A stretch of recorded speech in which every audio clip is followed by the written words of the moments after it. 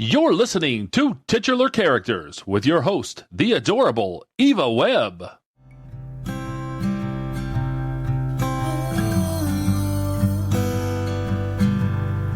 Let's talk nerdy things like comic books and superheroes with some nerdy peeps, writers, cartoonists, and so much more. So stick around and have some fun with the lovely and adorable Eva Webb. In today's episode, we're featuring Charley Stickney. Charley is the co-publisher of Scout Comics and writer of comics like White Ash, Glarien, The Game and The Adept. A 20-year veteran of the entertainment industry, Charley produced the award-winning documentary The Entertainers and helped create the animated series Horrible Histories and Cosmic Quantum Ray. Charley's career in comics started with an internship in the editorial offices of Marvel, and now he's happily returned to the medium.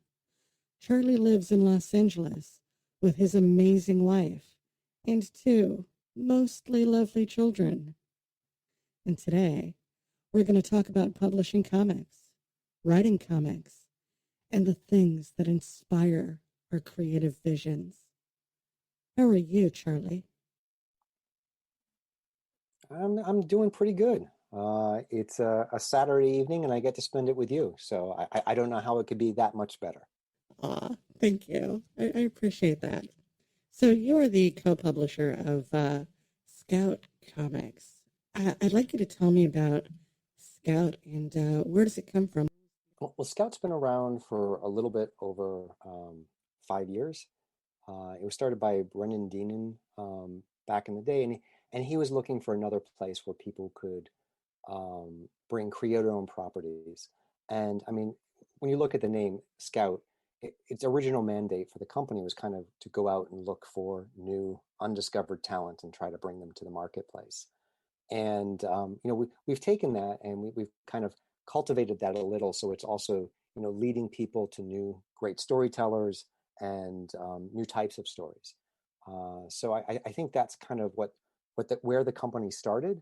And when we've been, it's hard for a new company, especially if you don't have a lot of capital to bring in the licensed titles when you start, to make a splash in the market. But slow and steady, we've been building a fan base. And then when the pandemic hit, we really kind of, not that, I want to say that things got better because of that, but it provided us with some different opportunities, because I think the whole marketplace changed for comics because Diamond shut down for a little while.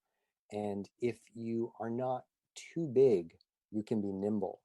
And at that point, Scout was kind of able to change some of the ways we had been distributing books and find other ways to get them to people. And so we were able to sort of continue on during the pandemic, and that let a lot of retailers find out about us.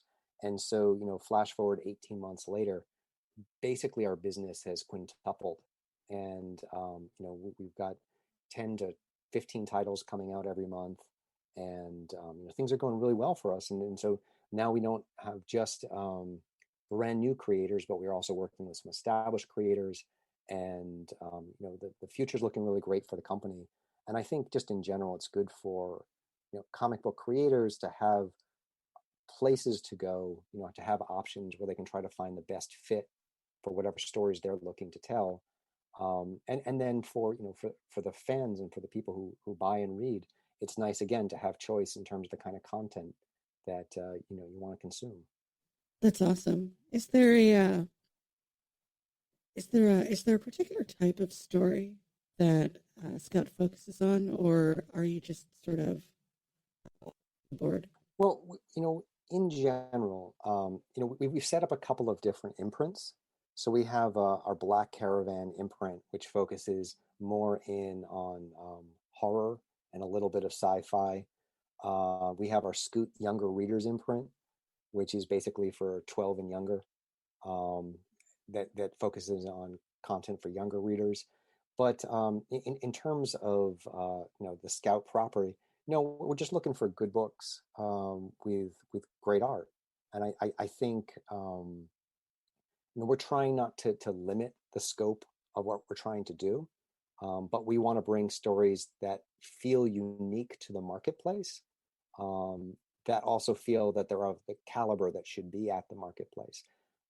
So we're also one of those companies that's not afraid to go to Kickstarter to try to find a creator and help them rework their title and bring it to the direct market, or go on the web and look for people. So we're looking everywhere for anything, but we also always have open submissions. So we're looking for great collaborators who want to work with us and together, tell some great stories.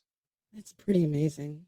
You don't hear a lot of publishers that say we always have open submissions. It's always there's different windows here and there. Yeah, I think part of the difference is, the different publishers have different business models in terms of what they're looking to do and what they're offering. And I always say to any creator, make sure you read the contract, make sure you understand what they're offering. Some companies offer page rates, some are completely creator owned, like we are, where some of the onus is on the creator to create the book, but then we're going to put it out into the marketplace and put it out through our bookstore distribution deal with Simon & Schuster and other places, and help promote and bring it to a bigger audience than they would ever find on their own.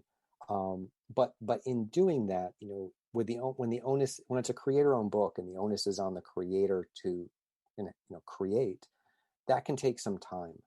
So some of our creators who submit to us, it's a year and a half down the road before their series is ready to go.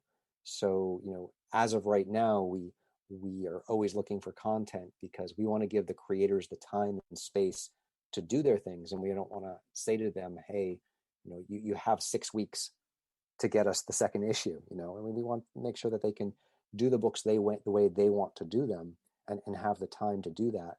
So what that gives us is we constantly need a stream of submissions, so then we can try to slot them in the schedule when people are done. Nice. So I bet you see a lot of collaborations from different groups, from different creators, different teams. Is there a common thread as far as the ones that really work well? So I think it's hard to say, because I think when you look at submissions, that they run such a wide range, both in terms of quality um, and in terms of the kind of stories they're trying to tell. What I will tell you is, when I look at a submission, because I'm on the submission board, the first thing I do is I just quickly look at the art, and I want to see if the art's at a certain level.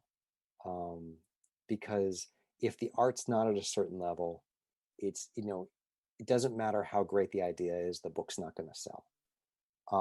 And then you go and you look at the writing, and you want to make sure that the writing is plussing the art.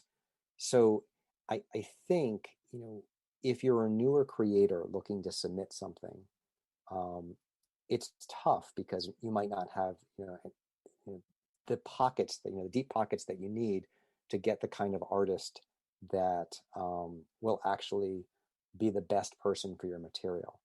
So I think the creators that take the time to find an artist who is their partner, who is the right fit for their material versus the one that they can just afford, those are the books that I think have a much better chance, and they're the ones that attract my eye. Because I mean, sometimes, again, it's not even just the caliber of the art, but there's an incompatibility in terms of the style of the artist and that particular story.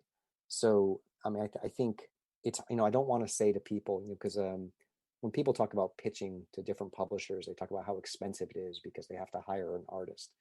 Or I like to think of it as finding a partner. I mean, because I'm also a writer, and all the principles at Scout. This is something I should say. Everyone who is the guiding forces of the company. We're all creators. We all have books there. I think it's important that you try to take the time and find the artist, again, that the best serves your vision. And don't be just too excited to try to find the cheapest person internationally that you can find that might, or cheapest person domestically that can get your book done. So it's about, showing how much you care about your work. The submissions that I see, that you can tell the person spent a lot of thought in both the submission package and choosing the artist. Those, I think there's a little bit of a self-selection going on, but those books inherently seem to be the ones that are better. And I think if you're a first-time creator, you need to think about those things. Even if you're a seasoned creator, it's something that you need to think about too. But specifically, if you're saying what's that magic sauce that works, I think it's having a good story that you put a lot of thought in terms of how you're going to develop it, versus saying someone with a flashy line style, with short dresses. Sure. Hang on for just a second here. Would you Sure. believe I haven't actually looked at the guest questions yet? No, that's fine. That's fine. Neither have I. So if anyone's listening, I was not allowed to look at the guest questions ahead of time. Yeah, well, we just scheduled this today, so Yes, we did. there is that. Yes. So with the changes in the industry and the way the pandemic has just sort of, I don't know if it's changed so much as just sort of shifted things around, but are you putting a lot of thought into, or rather, how does the equation of paper versus digital work when you've got a publishing operation at scale? So, I'll be bluntly honest on this. To date, we have not seen much revenue from digital. And from what I've heard at the industry, at large, the digital is not as large of a source of revenue as people think. So I think at some point it's going to be a little bit of the future of the industry, but that doesn't, there's a huge portion of the comic book industry that's still about the collector's market, and digital doesn't really serve that. The digital doesn't have the variant covers. Digital doesn't have, the back issues that go up in price. It doesn't have the speculators. And whether you like them or not, they are a part of the industry, and they help drive that economic engine, and they don't partake in digital. That's not to say that we haven't seen a lot of changes. I think the pandemic has altered the industry in very significant ways, that and that we're going to see for a long time going forward. But I think that's in the physical distribution of comics. I mean, one of the biggest things that happened at the very beginning was when Diamond shut down.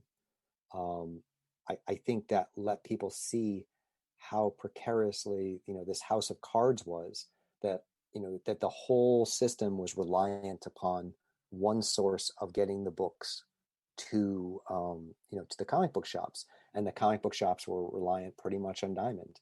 So if there's no Diamond, there's no pipeline.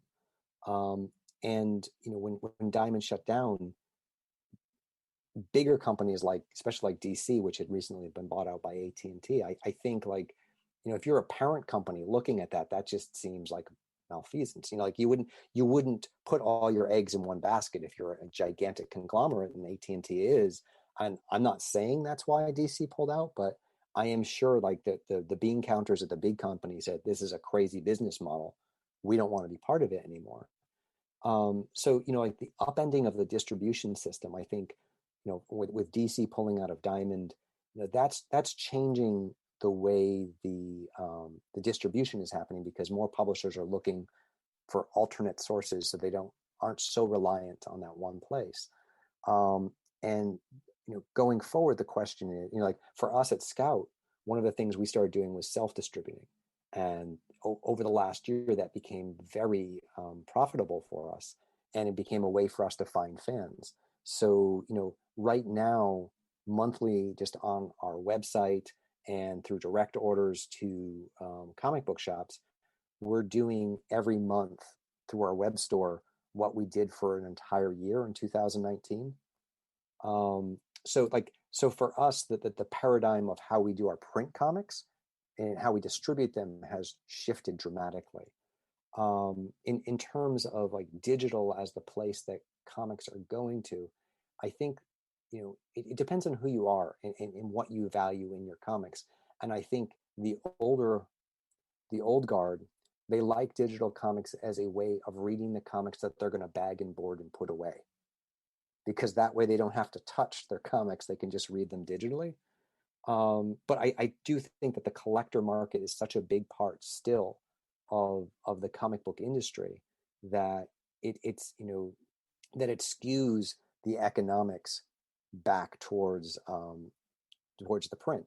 Now there are some publishers that don't really cater to that market, um, but I think by and large most publishers do, and you can get a good percentage of your business just through that, which then can help you have the capital to look in other places where you want to invest your resources, whether in say in a title that's not going to be big for the collectors but is a great storyline, and you feel confident in doing that because this other book that you put out with the 15 different covers is going to generate enough income to offset the one that you really want to do.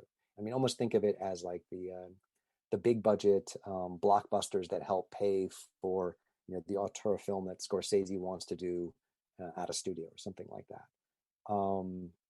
So I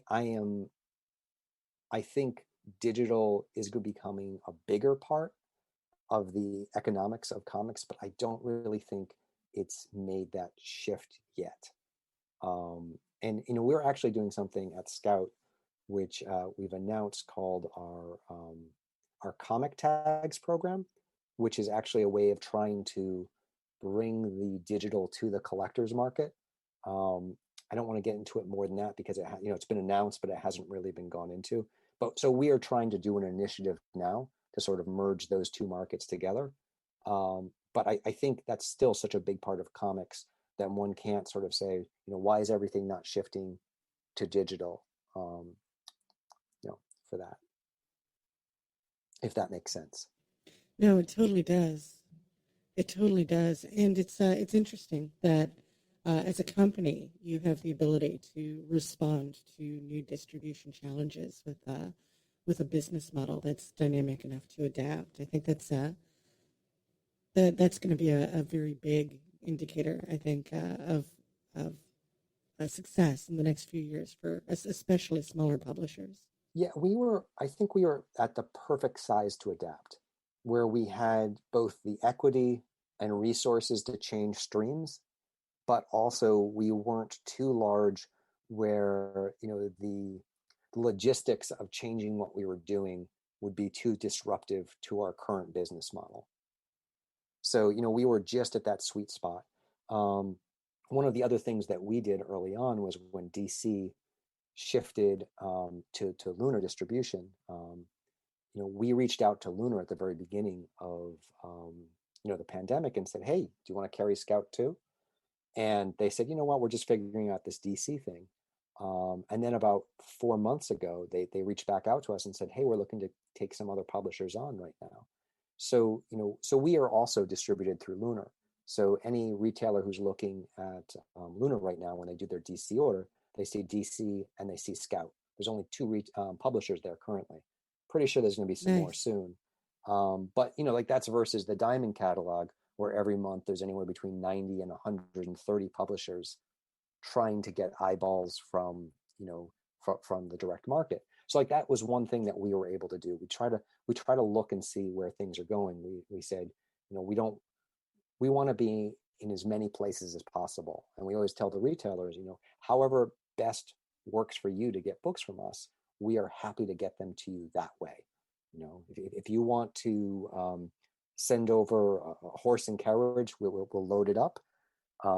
Just let us know, and whatever you want to make the deals happen, we're there. And so we're looking into lots of different things. That's not to say we also are we have a deal pending with Comixology, but they move very slow when you're not working on the smaller level. But then when you're working on the bigger level to be a featured publisher, We have another deal with Hoopla, which puts digital comics into libraries, and another one for schools. So we have a lot of those different things going on, and we were in Made Fire before they went under.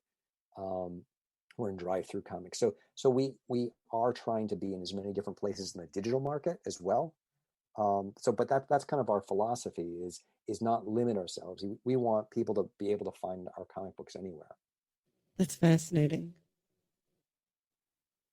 So you were talking about, these, for lack of a better way to describe it, just to use your words, you said, some comics are the big blockbusters, whereas, others are, just sort of the predictable bread and butter type stuff. Where do you draw the line? Is there a calculation for what you think is just going to sell, 20,000 copies the first day? Or is it sort of guesswork? Well, some of it's guesswork, but it also comes down to the creators and what their background is. So, we had this book that just came out last year called Yasmin, which was about a young girl who is coming from, it tells her story back when she was in Iraq, and then, the journey she had to do to get to the United States, and how she was separated from her family. And, like that's a kind of book that we think might, we're hoping will be nominated for an Eisner, right?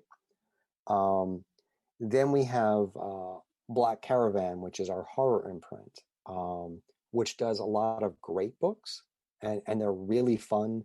But like we had a title recently called Phantom Star Killer, and that was more of an homage to like 1980s toys. So like the villain looks a little bit like something cross between Skeletor and Darth Vader. And it's, we had like 20 covers for that, and it ended up being our best-selling title ever. And it's a really good, fun book, but it's not necessarily a meaningful book to people. Maybe that's not the right. Maybe meaningful is not the right term, but people love the book, but I don't think it has that same kind of deep emotional response. That sits with you, that you feel gutted as you're turning the pages. So again, they're very different, and the sales, Phantom Star Killer might have been 3 to 4 times the sales of the other one. But again, it lets us be like, hey, even if we're just breaking even on this other book, maybe even losing a little money, it's okay to put it out. It lets us take risks on things like that. So I think every company does that to some extent. But we try not to look at a title and say, is this title going to be a huge bestseller? Is this a good comic, and do we want to put it out? And we're also confident that we have enough of, like, again, to use your words, the bread and butter titles, that we know will bring in the fans every month. And then hopefully some of those people will spill over and pick up Yasmin. Or we had another great book called Canopus, that was really kind of like an indie love letter to sci-fi comics, and it was done by one person who wrote, Dave Kissholm, who wrote and illustrated it and lettered it, and it's a beautiful, really indie, quirky book that I think is going to do really well in the bookstore market, but it doesn't look as slick as some of the things on the shelf in the direct market. So different things do better in different markets. And so we're weighing all of those different factors, but I think every company needs to have those big sellers so you can take chances on smaller titles that you hope will eventually reach a large audience. Nice. So how did you evolve from from somebody who writes comics into somebody who's publishing comics and reviewing submissions and doing that kind of stuff? Well, it's real. I mean, like, I've kind of had a long journey to get where I am, through a lot of different, down a lot of different roads. When I was in high school and college, I was planning to be a comic book writer, and maybe an inker. That was the plan. But while I was in college, I interned at Marvel while I was at college, and but at the same time, I was also a film major, And so when I was going to school in New York, and so when college ended, I had a job offer out in Los Angeles from a film company. If I hadn't gotten that job offer, I probably would have moved down to Brooklyn and tried to break into the comic book industry. But I had the job offer, so I went out to LA, and I ended up working in the animation industry and independent film and feature film for like about 20 years. And I enjoyed a lot of it. But it's also a very frustrating industry. And I found myself, because industries change over time. And it was really getting to the point where so many things were being based on IP, where people didn't want scripts anymore. They wanted IP. And I said, why am I still writing scripts when there's this thing that I love I could go just do, which is what people want anyway. Um, and so I started writing this comic book series called White Ash. And originally I put that out on Kickstarter. Um, and I built up a huge following for it there, at which point Scout approached me about being one of the creators. They wanted to sign my book and put it out. And, I said, we had a long talk. And during those talks, as I was trying to get a sense of who they were as a company, I really liked where they were going, but I thought they needed some help in some specific areas. So behind the scenes, I started saying, hey, how about we do this too? How about we do this too? Let's revamp your press list, because I've also done a lot of things as a producer with promotions and cutting trailers, and so like all those different skill sets for bundling and packaging, which I was kind of originally bringing to help my own book at Scout. I started saying, well, let's help this book here. Let's help this book here. So over the course of prepping for the release of my book, we started also having conversations about me coming on board and maybe taking a larger role, or taking a role at Scout and becoming part of the company. And so it was just a sort of natural progression. And then in the middle of the pandemic, uh, the current publisher at the time, Jim Pruitt, was looking to take a step back and focus on some other things. And so then it turned into a conversation about whether I wanted to take over that role. And I was loving working in comics so much, and I realized, that I had been very blessed in the sense that basically in about 2 years, 2.5 years of just coming to comics after kind of being out of it for 20, that I had a series that had been picked up by a publisher. And, I just felt so welcomed by all of that, and by the comics community on Kickstarter and the independent comics community. And now at this point, the larger, less, independent, more mainstream comic book community, that I thought this feels like a place that I want to spend time. And so that led to more conversations where I came aboard as co-publisher. Nice. It's really refreshing to run into people who have marketing backgrounds that come from outside of comics that are applying them to comics. I like one of my personal frustrations, just watching my friends who are out there, just creating books, is they will create a book, right? And the book will be brilliant. It'll be fun to read. They'll put it on like Comixology, and they'll get a publisher to distribute it, or they'll do it on Kickstarter. And they always assume that that's enough, but it isn't. It's never enough. And I feel like it's not just comics people; it's writers in general that do stuff like that. Yeah, no, I was going to say, but to be fair, I think they're different skill sets for a lot of people, right? Like the act of writing is often a very solitary enterprise.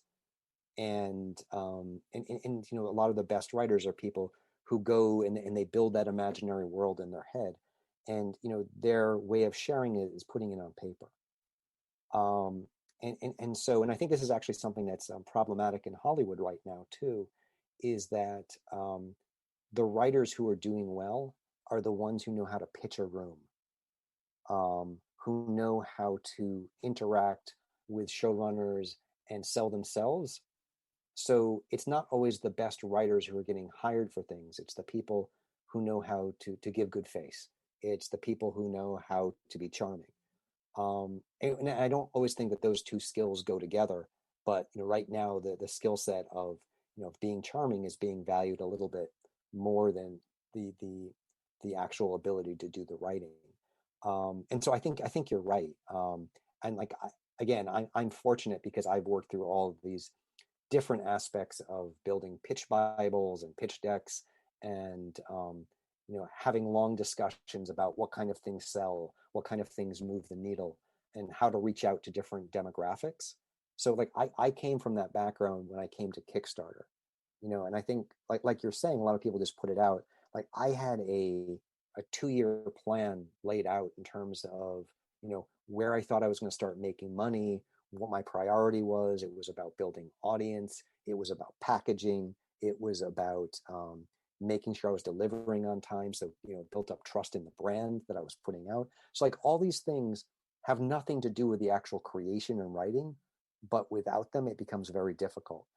Um, which is why I think if you have the right publishing partner, hopefully they're helping with those things.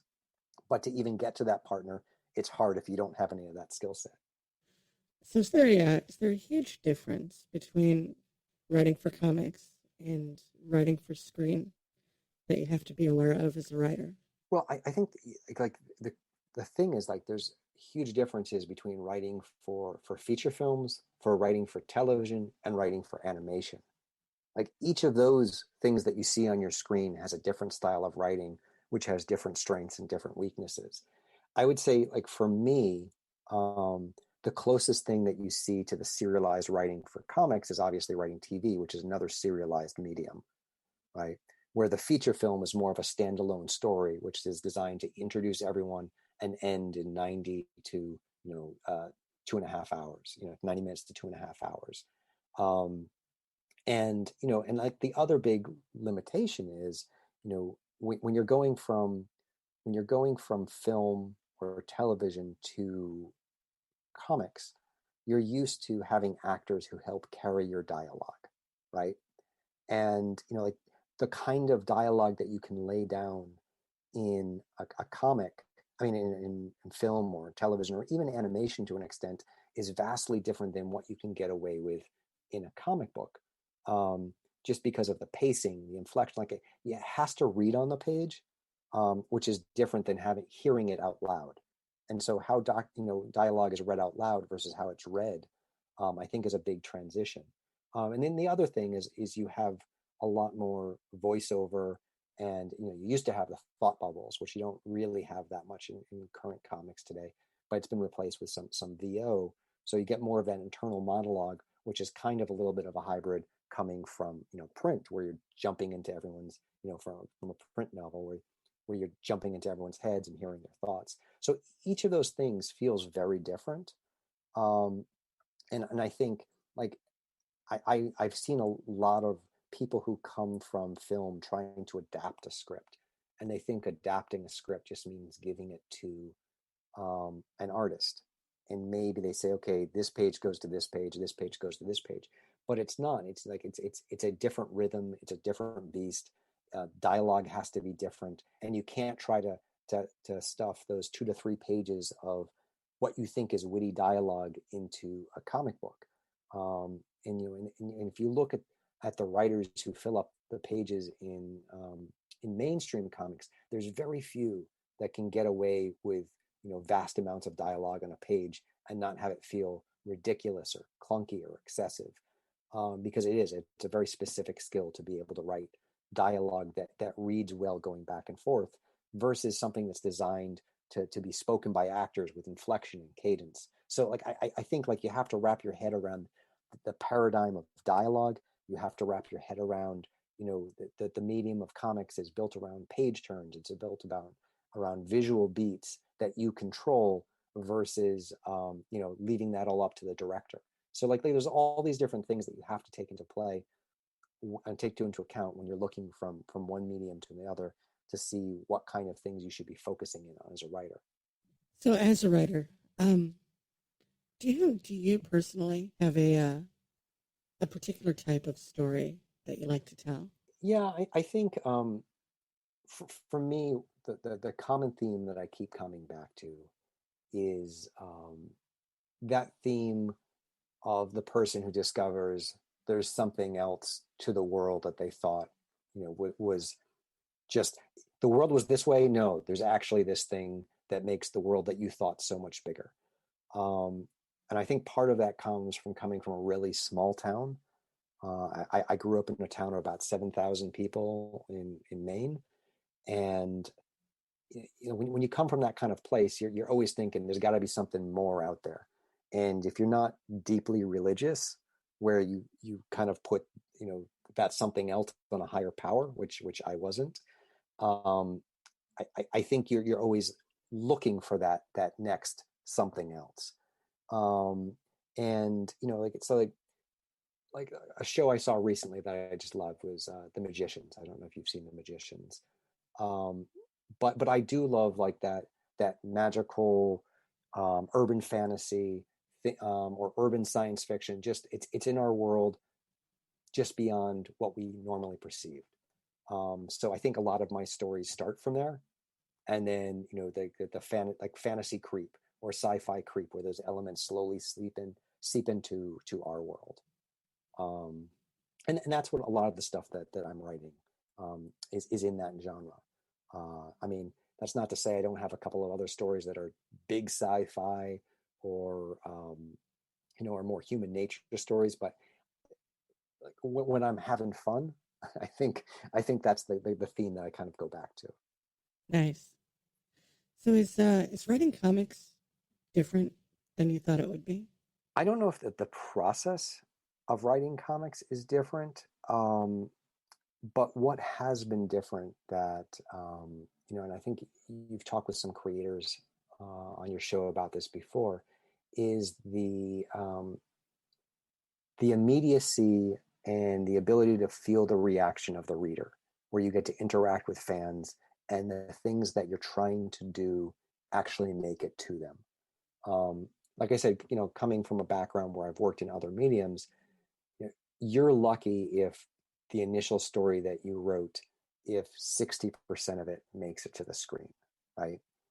And you go through a lot of drafts and permutations, and you have to work with a lot of voices, where especially if it's creator-owned comics, it's basically me and an artist, maybe an editor. We're putting something together, and then we see if people like it. And I love the fact that over the last couple of years, I've just been able to make stories and get them out and find out if people like them, rather than having to submit them to development people who then have to submit them to their bosses. So it's like I think coming to comics, and there was a lot of different things I was thinking about, like what would this transition be. But probably the thing that surprised me the most was how satisfying I found the actual artistic process versus a lot of the things I had been doing for the previous 20 years. In terms of the actual how to write a comic, that's even when I was in high school, I was writing, like I had a comic strip in the school paper. I had a comic strip in my college paper that I also drew. And, and I was looking to be a comic writer. So I had already looked at lots of things, from the Marvel plot method to the full script method, and so like I was very familiar with the beats and the rhythm of writing a comic script, but never having immersed myself in the world. I would say the biggest surprise was just how rewarding the actual process of making a comic became. So, what kind of writer would you say you are? Are you the type of writer that comes up with an idea and just starts writing, or do you sit back and just sort of engineer every aspect of the story? So I'm pretty well planned out. Like the White Ash series that I have at Scout, it's it's very. I have a detailed plot line for the first, say, 15 issues, and then I have a very a looser but still somewhat tight plot line for the next 15 issues after that, and then I have an outline for the next 30 issues after that. So even as I'm writing the first couple of issues, it's already plotted out for 60 issues. Then I have a 10-page document which is the back history going back 3,000 years of the world. So yeah, I'm not so loose when it comes to writing my story. So I like to know where things are going, so then I can seed things early on and have them pay off many issues later. But that said, in the actual writing of the issue, I always surprise myself with new characters or new plot lines that grow from the writing and the things that I'm doing, or the collaboration with the artist. Connor Hughes, who is the artist I work with a lot, he would do a character design and he would draw something, and I'd be like, oh my goodness, well, if that person's wearing that probably means this. And so then a whole new storyline springs up because of something that the person was wearing or holding that wasn't necessarily in the script, but he thought would be good. So there's kind of a back and forth. So I leave it open so I can still have inspiration hit, but I like to write knowing where I'm going and knowing where I've started. Because, like that way, when I talk to people, they get the confidence that this is a story that has a real direction to it. And I want people to feel that about everything that I'm doing. They're not going to feel like down the road, oh, this person was just making everything up. Like there's a real point to everything that happens in the books that I write. Do you have a thought on diversity and representation as it pertains to the work, or maybe the things you publish as well? Yeah. I think one of the things that I'm very cognizant about is that I'm a white straight man who came from a middle class background, and so I'm very privileged. I've been very privileged my whole life, and so in terms of the kind of stories that I'm looking to tell, if they go outside the box in a place that I feel comfortable telling the story, but I want things to be authentic. I will bring on partners to help me with those endeavors. So I'm also writing a series called The Adept, which is all about it's wuxia. It's it's an authentic kung fu story about this young woman who is having the young Asian woman who has been having dreams of this kung fu master who comes to her, the Shaolin master who comes to her in her dreams. And when they hired me on the project, they wanted me to help build the world, and I said, you know what, I want to be part of this because it's a really interesting thing you're doing, but I don't know if I'm necessarily the right voice. So I would love to find someone to work with me to do this comic. And then I ended up getting the best writing partner in the world on that, in Tasha Hu, who is also right now show running Laura Croft and writing the Red Sonja movie. So it was this great, amazing partner to work with on the project. But I think as a creator, as a publisher, you have to be cognizant of the optics on it. You have to think about what's going to best serve the story you're telling. So from a creative perspective, as a writer, as someone who produces books, I try to build my teams to represent the story that I'm telling. So I always sort of so I think that's if I'm working on something that has a lot of female leads, I like to get a female artist on it. Now, Scout as a company, I think we are looking. I know we are looking to bring in more diverse voices. We'd love to get more stories that are written by women, and people of color and LGBTQ. That said, we also don't want to put out the bad versions of those stories. And I think just because someone is, a person of color or LGBTQ, we want to make sure we're getting the people who, are diverse, but also make great comics. But we are cognizant as a company that we're trying to bring in more voices. So like I can do different things as a creator on my own books and make sure that the teams I'm assembling specifically, are diverse, and I do.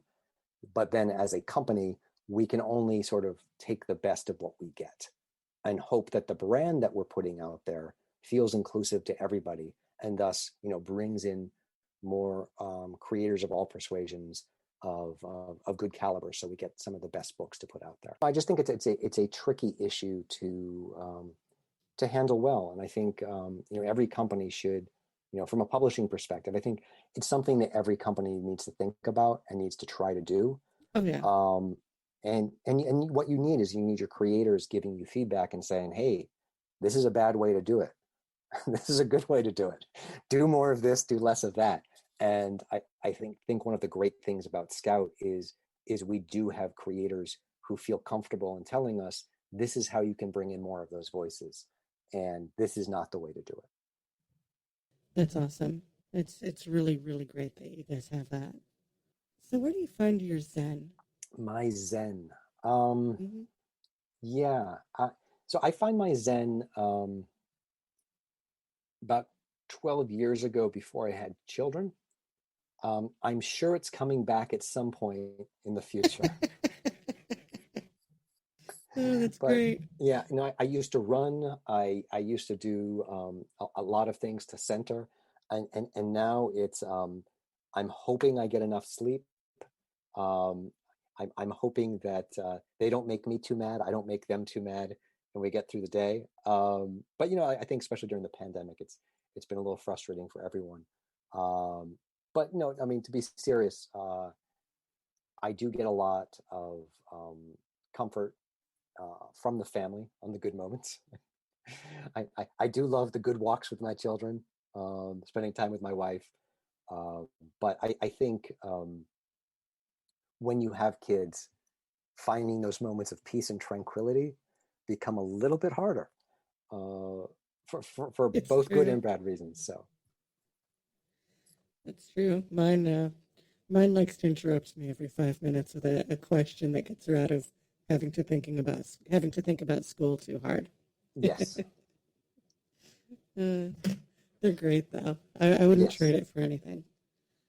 So it looks like we're up against the end of the show. We have one more segment to go. It's the moment of insight. Are you ready? Sure. I will Cool. try to be insightful. Excellent. That's my favorite answer to that. What's your favorite food? My favorite food, it's probably pizza. I'd like to give a more healthy LA answer, but it's going to ultimately come back to pizza.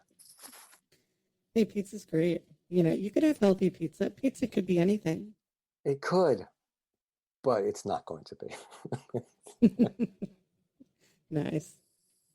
Would you say you're a cat or a dog person? Dog. I'm definitely not a cat person. I used to be a dog person. Now with the kids, I'm more of a kid person. If I had to bring something else into the mix, it would be a dog. Cool. What's the best swear word? Dag nabbit. Love it. Love it. That's a good one. I think you're the first person to tell me that.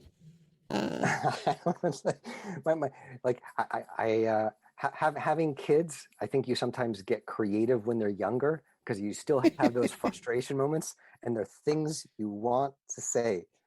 Great Caesar's ghosts, to quote Mm-hmm. Perry White. You just find yourself saying things they said back in the 1930s. That's beautiful.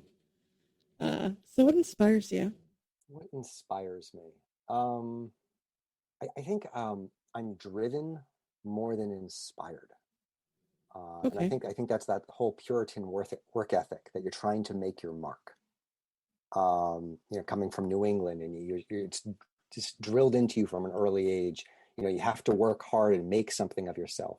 So I think in the back of my head there's this ongoing pressure to one up the last thing that I did. So that serves as like this pressure, this motivation. I don't know if it's necessarily inspiration. If there's anything that inspires me, it's the fact that we as a world seem to be coming out of crazy times, and that we can rebuild very quickly. And I feel like the world right now is in a very different place than it was, say, 9 months ago, both with the pandemic, but with the general outlook on life. And I think it's amazing how people can rebound, but I hope they don't rebound and forget where we were before. Where do you find joy? Joy, definitely. I find some joy with my children. I find joy in seeing, through Scout, I find joy in being able to help other creators. I mean, I think that's really great, to be in a position where you can help other people realize some of those dreams. As someone who has seen a lot of gatekeepers myself, I don't ever really want to be a gatekeeper. And I think I'm in a position where, technically that's some of what I do, but I also get to be the person who opens the gate. And so I think that's a great feeling, to find something and to say to this person, hey, we want to help you make your book, and see the reaction that they have. That brings me a lot of pleasure and joy. Nice. So you've got one wish to save the earth. What is it? Oh, one wish to save the earth. I think right now, if I had one wish to save the earth, it would have to be, I want the atmosphere to roll back to where it was, 300 years ago, so we could have a reset on all the global warming, because I am worried about my kids, and that we're approaching a place where we won't be able to, reset that. There's a lot of things that we can fix in terms of politics and people, but the earth's pretty screwed up right now. So one wish, I think I would have to start with trying to fix the earth. That's great. That's a good one. Okay, so you wake up one morning and you are imbued with superpowers. What are they? And what do you choose to do with them? Well, I think it would have something to do either the time travel or the ability to stop time. I know as a kid, there was an old Twilight Zone about this housewife who never felt like she had enough time, and then she gets this button or something where she can just freeze everything around her, and the joy she had of being able to get stuff done when it was frozen. It was great until the very end of the episode, when these nuclear warheads were coming down and she froze time and they were just hovering off the ground. She could never start time again. But as a kid, I used to fantasize about being able just to freeze the world and get some things done. I think the ability to play with time, to move backwards and forwards, to see where things are going, to go back and rectify past mistakes. I think that would be a really great active one. Sometimes I write about, I wrote a script about someone who had a cell phone that could call 6 hours into the future. That was one of the first scripts I sold. And so for me, it's always been a fascinating concept, if we're able to affect the future or affect the past, and the kind of things that we could do to help other people or help ourselves with that. So I think some way of affecting time would be the power I would probably take. Do you feel like you get a costume with that? I think with that you get many costumes, because you can try Excellent. one out, and if it doesn't work, you can roll back time and try a new one. That's fantastic.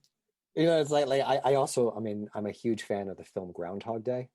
Nice. I think it's one of the best films that's ever been written. Like, the script is It brilliant is. on it. Like, it's just so, and also, like, then again, going to that Back to the Future as the other perfect script. Like, those are the two scripts that I think are two of the most genius scripts ever written. But yeah, like, just the ability to keep doing it until you get it right. Okay, so 100 years from now, NASA takes the creative output of every project you've ever been involved with and throws it into space. At some point later, an alien civilization of some kind finds that capsule and consumes it. What do they think? What's their thought on your work? Well, it depends if you mean consumes as in eats or consumes as reads, because I don't know how tasty it will be. But if You never know. Paper could if be a they're delicacy. That's right. That's right. They may find that my work needed a lot of salt. But if it's like a global perspective of the canon that I created, um, I hope it doesn't come across as pretentious as the term canon of what I created to them, and that they are taken on a journey that they really enjoy. Because like there are people out there who tell really important stories that detail the human experience, and I think those are vital to to artists everywhere. And then there are people like me who want to take you someplace else and show you worlds that you've never experienced before, and take you on a journey and introduce you to characters, and then bring you back so you can sort of just feel good about getting to spend some time with those people. So I hope this alien civilization that hopefully has eyes so they can see the beautiful work that Connor Hughes did on a lot of White Ash, or Roman Monelli, any of the artists that I get to work with, that they get taken on a journey, and they just feel like they were transported somewhere for a little while, and when they come back, they feel better for the experience. So what's next for Charley Stickney? Well, I mean, I'll be honest, there's a lot going on at Scout. So the company is constantly expanding. There's like the series White Ash that I write. The second arc of that is coming out in November. I'm doing a spin-off mini series of White Ash right now. I have another science fiction series called The Game that I'm writing. So I'm writing a lot of things, and also at the same time trying to grow the company and help other creators in lots of different places. So it's a lot. Hopefully, at some point in the future, there's some rest for Charley Stickney. But right now, you know, we are like, I personally am in a period where everything's happening, and you don't, when those balls are all rolling, you don't want to stop the momentum, because I think that particularly in the creative industry, you don't always reach those moments where things are all in progress. And so I have a lot in progress right now, and I really want Scout to continue to do well, and hopefully it will experience the same kind of growth now. We cracked the top 10 publisher ranks over the summer, um, and during the pandemic. Yeah, like we're having big months, we're having big numbers, and we're getting a lot of great people that are coming to the company. So you know, to quote a comic book, with great power comes great responsibility. And it's probably the most overused quote ever, but there's a reason for that. And I think like right now that the company is rolling along, so I just want to make sure that it keeps rolling in the right direction. And the same thing with all my own personal projects. And I hope I get to keep meeting wonderful people like you, and having great conversations like this, where I can find more about you, and and all the things that are going on in the world. That's awesome. Thank you so much. I really appreciate that. I wanted to thank you for popping on and being here on my humble little podcast. It has been just an absolute pleasure. I've had a really great time being here, and I think saying your humble little podcast is perhaps being too humble, because it's really just a fabulous podcast, and you are getting some of the best guests. I've seen some of the people you've had, and I can't wait to see who you have in the future. Thank you so much. So where can people find you online? The best place to find me is on Twitter at Charles Stickney. Someone else already had Charlie, and I really didn't want to fight them for it. That's not my thing. But if push comes to shove, and I need to drop the S, maybe I will. But at Charles Stickney on Twitter, that's the best place.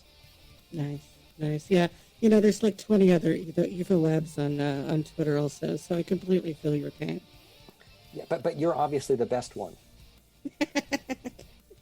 Thank you. And that's it, my babies. It's time to close the show. I wanted to thank you for being gorgeous, being valid, and living your best life. This episode was part of Batch 34. Titular Characters is a show about the things we love. It's produced and hosted by the adorable Eva Webb. That's me. Opening theme by Antonia Marquis. Closing theme by Mikey Flash of Speed Force Music. The drummy announcer guy at the beginning of the show is Donnie Underwood. Who's pretty amazing. So, have you thought about supporting the show? There are tons of ways to do it. You can show your support by following me at Eva is Adorable on Twitter, leaving us a review on Apple Podcasts, CastBox, or Podchaser. And if you're feeling like you'd like to help out financially, you can visit us at buymeacoffee.com/Eva is Adorable, because I am. There, you can donate as little as $1, and all proceeds go towards the cost of producing and hosting this show. Every little bit helps, and you are amazing for even considering it. Anyway, babies, that's all we got. Join us next time for another death-defying adventure in cyberspace. Oh, and when you do, bring candy. Love yous.